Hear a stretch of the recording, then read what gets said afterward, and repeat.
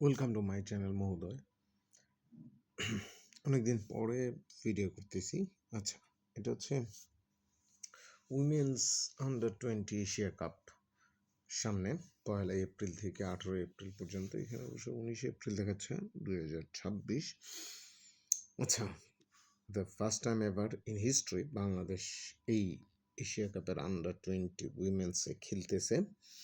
Bangladesh group এ তে দেখতে পাচ্ছেন, বাংলাদেশের সাথে চায়না, খুবই শক্তিশালী একটা দল। থাইল্যান্ড, ভিয়েতনাম, আবার হচ্ছে থাইল্যান্ড আবার এই ফুল এশিয়া কাপের হোস্ট দল। মানে কতটুকু টাফ একটা গ্রুপে পড়ছে বাংলাদেশ। আচ্ছা, এই হচ্ছে 12টা দলের মধ্যে বাংলাদেশ একটা। অবশ্যই সাউথ এশিয়ার ইন্ডিয়াও আছে, আর বাকি সবাই হচ্ছে এশিয়ার জায়ান্ট।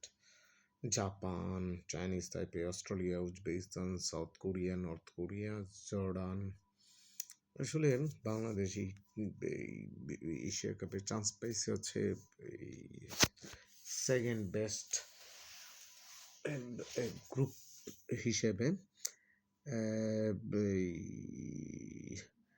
ওইখানে চারটা বা 6টা গ্রুপ ছিল, 6টা গ্রুপেতে যে সবাই একটা একটা করে টিম আসছিল ওইখানে।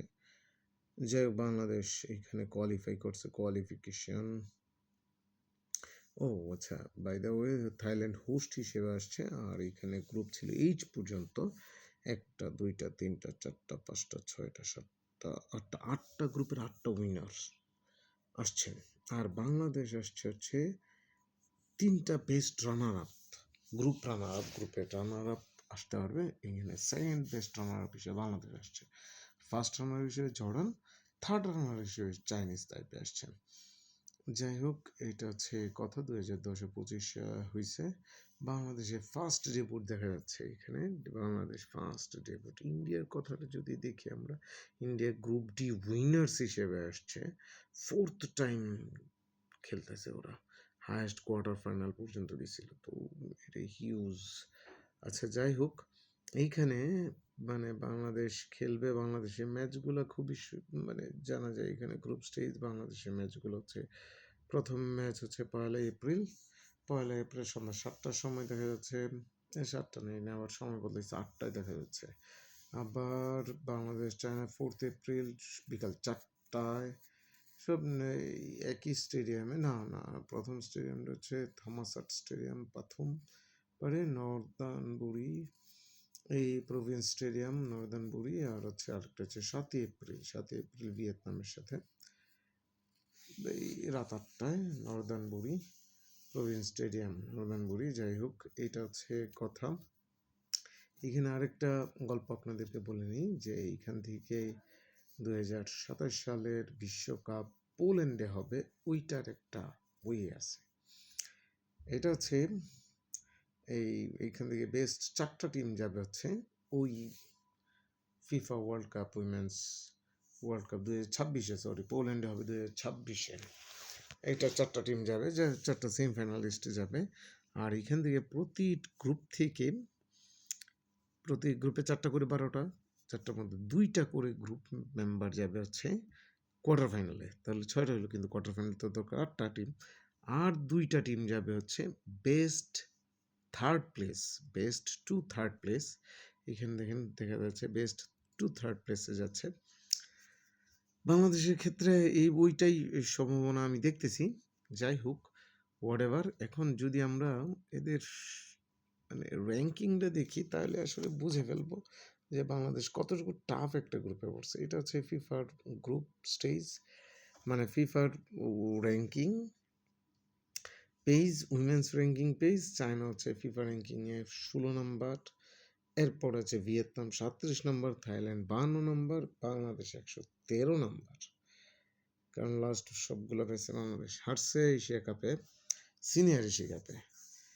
আর এইখানে আমি যদি আরেকটা জিনিস আপনাদেরকে বলি, যে বাংলাদেশের স্কোয়াডটা যদি দেখাইতে পারতাম আপনাদের, ভালোই তো। একটা মজার জিনিস আছে স্কোয়াডটার মধ্যে, যে স্কোয়াডটার মধ্যে এইখানে বাংলাদেশের স্কোয়াডটার মধ্যে মজার জিনিসটা আছে, বাংলাদেশের স্কোয়াডটার মধ্যে women's Asia cup squad, under-20 women's Asia Cup squad, Asia Cup squad,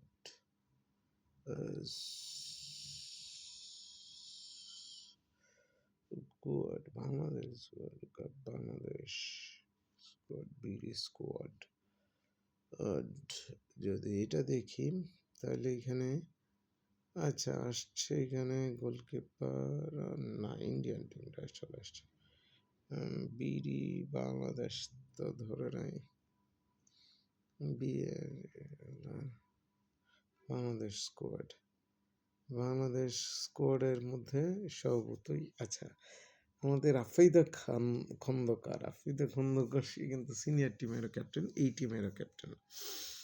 এরপরে এখানে 23 জনের দলে মজার ব্যাপার হচ্ছে এই স্কোয়াডে 23 জনের টিমের মধ্যে 10 জনের টিম, 10 জন অলরেডি কিছুদিন আগে যে ইন্টারন্যাশনাল মানে সাব মেইন এশিয়া কাপ হয়েছে ওই টিমে খেলে আসছে। যদিও এর মধ্যে মিলি গোলকিপারটাই ছিল, আর আফ্রিদা যারা নিয়মিত মাঠে নামছে, আর বাকি 10 জন আসলে নামে নাই, কিন্তু ওরা ওই টিমে ছিল, ওই টিমে ছিল। আর বাকিদের বলার মতো আসলে তেমন টিমটা নাম বাকি আমি যদি সাউথ কোরিয়ান opinion, আচ্ছা captain Afrida Akter, we know South Korea is very strong. আচ্ছা যাই হোক, এটা হচ্ছে বাংলাদেশ স্কোয়াড।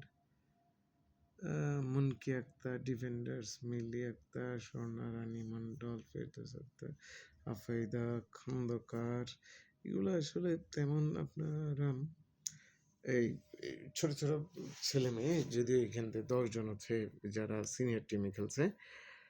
আচ্ছা এই জন্য একটু আশা করা যায় যে যদি বেস্ট থার্ড প্লেসের মধ্যে থাকা যায়, কিন্তু আসলে থাকা যাবে কিনা আমি জানি না, তবে আমরা আশা করতে পারি। কারণ বাটলার হচ্ছে এই টিমেরও, যদিও শোনা যাচ্ছিল বাটলার চাকরি ছেড়ে দিচ্ছে, কিন্তু বাটলার এই টিমেরও সদস্য, এই টিমেরও কোচ।